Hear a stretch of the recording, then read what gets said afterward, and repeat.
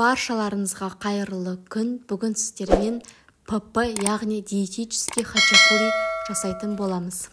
Ол үшін бізге ірімшік, яғни творог және ұн қажет болады. Ұн бізде рисовая мука, күріш ұны болуы қажет. Ондай ұн болмаған жағдайда кәдімгі ұнды қолдансаңыздар болады, бірақ 40 немесе 50 грамм ғана қосасыздар. Енді ірімшік пен ұнды бір араластырып алып, осыған тұзымызды, бір жұмыртқаны жарып, қамыр илеп алатын боламыз. Дайын болған қамырды осылай пергамент қағазын төсеп формаға, қолымыздың көмегімен хачапуридің формасына келтіреміз, яғни лодочка сияқты қылып, осылай ортасын ойықтау қылып, шеттерін осылай шығаратын боламыз.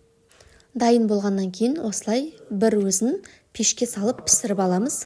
Енді духовкада 15-20 минут піскенше салатын салмасын дайындап алайық. Бұл жерде менде ірімшік, помидор, петрушка және де жұмыртқа. Артық нәрсе салғыларыңыз келмесе, тек ірімшік пен жұмыртқадан да жасауларыңызға болады. Осылай енді сырды салып шықтым. Сырды молырақ салдым, өзім қатты жақсы көремін сырды. Одан үстіне помидорлар қойып, үстіне петрушкаларды септім. Бұл енді ПП хачапури болғаннан кейін осылай помидор, зелень қоса беруге болады. Дұрыс тамақтануды немесе арықтап жүрсеңіздер, осындай тәтті тамақтар жасап, өздеріңізді қуантсаңыздар болады. Диета деген бұл тек дәмсіз тамақтар емес, осылай әртүрлі тамақтар жасап та өте керемет диета ұстауға болады. Енді ортасына осылай жұмыртқаны жарып, пешке салатын боламыз.